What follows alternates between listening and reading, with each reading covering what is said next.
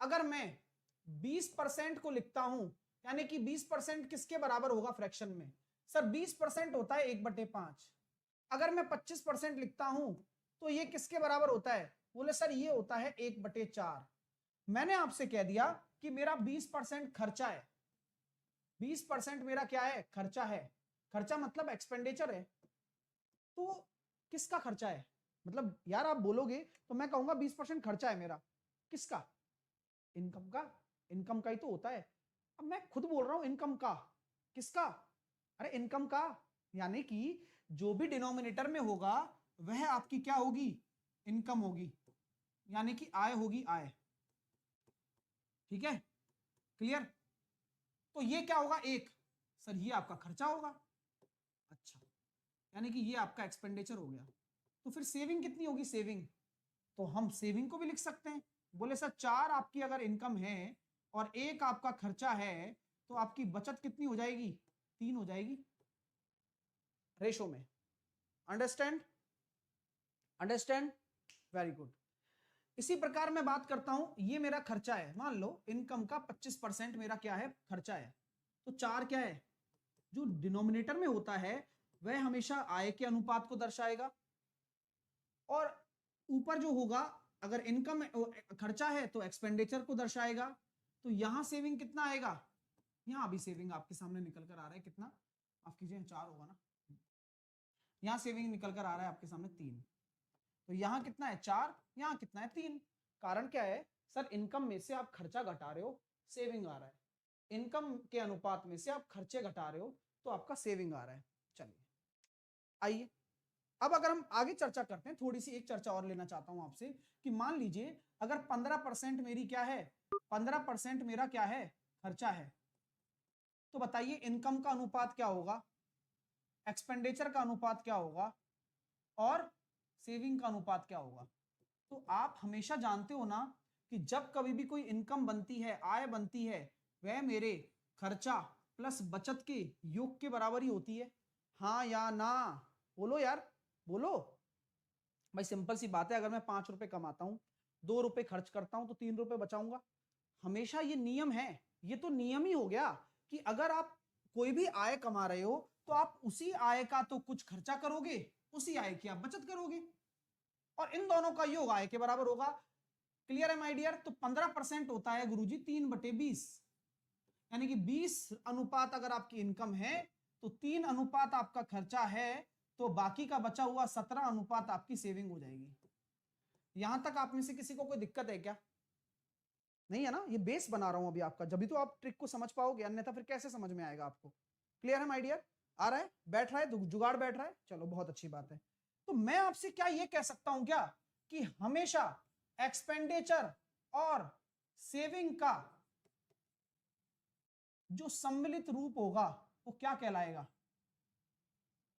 यानी कि अगर मैं बोलता हूं कि किसी भी चीज की एक्सपेंडिचर को मिला दिया, किसी भी चीज की सेविंग को मिला दिया, तो जो मिलाकर एक डिब्बा बना नीचे, यही तो इनकम है। क्या बात है यार, यही तो आय है। मजा आया? अरे यही तो इनकम है। ठीक है सर, ये बात भी सर समझ में आ रही है थोड़ी थोड़ी। बात तो सही है कि खर्चे को अगर बचत से मिला दिया जाए तो इनकम बन जाती है। तो यही तो कॉन्सेप्ट भी होता है एलिगेशन का, कि किन्हीं भी दो चीजों को मिलाकर एक औसत यानी कि तीसरी चीज रिजल्टेंट बन रहा हो तो एलिगेशन लगेगा। यस। तो एलिगेशन क्यों लगा, फीलिंग क्यों आई? कारण आपके सामने है। चले क्वेश्चन की तरफ। आप दूसरे तरीके से कर सकते हो, कोई दो राय नहीं है, लेकिन यह भी अपने आप में यूनिक मेथड है। तो चलिए इंप्लीमेंट करना सिखाता हूं। पहला प्रश्न, एक व्यक्ति अपनी आय का 80% खर्च करता है। आय का 80%, 80% का मतलब होता है 4/5, यानी कि अगर उसकी आय 5 अनुपात है, उसका खर्चा 4 अनुपात है, तो उसकी बचत 1 अनुपात होगी। हाँ या ना? ये तो पता है सर हमें, इसमें कोई दो राय नहीं है। डायरेक्ट भी कर सकते हो, लेकिन एलिगेशन से सिखाना चाहता हूं तो बस थोड़ा सा सीखिए, मजा आएगा। तो सर क्या करने वाले हो आप? तो मुझे पता लग गया कि इनकम 5 है तो एक्सपेंडिचर 4 है, सेविंग 1 है, तो अनुपात पता लग गया गुरुजी। ठीक है, आय में 10% की वृद्धि होती है तो आय कहां आएगा, बीच में आएगा, प्लस का 10। और खर्चे में 15% की वृद्धि होती है तो खर्चा कहां आएगा, प्लस का 15। क्या बात है। तो बचत में क्या होगा पता नहीं, एक्स मान लो।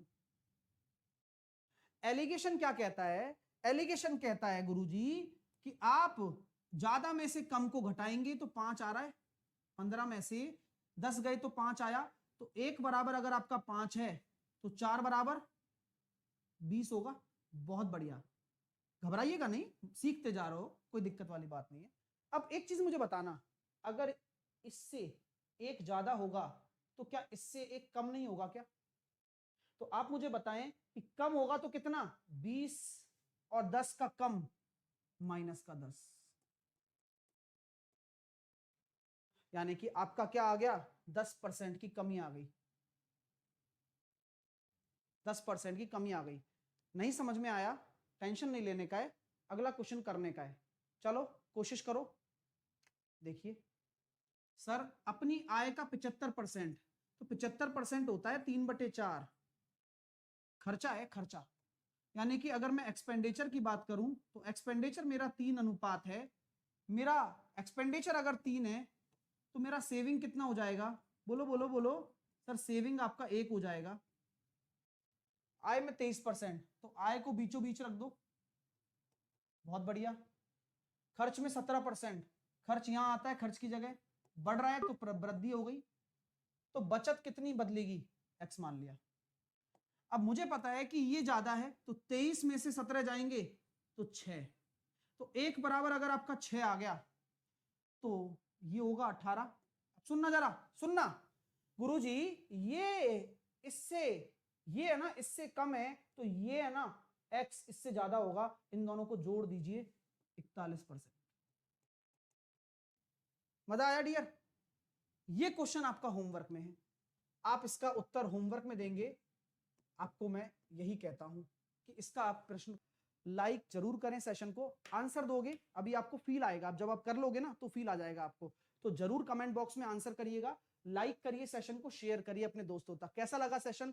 ऐसे ही मैं कुछ नए नए कंसेप्ट ला रहा हूं। अभी 5 बजे मतलब 5:30 बजे भी एक वीडियो आ रही है आपके लिए, वो भी मजा आएगा। लाइक जरूर करें, ध्यान रखें अपना, ठीक है। लव यू ऑल, मिलता हूं थोड़ी देर।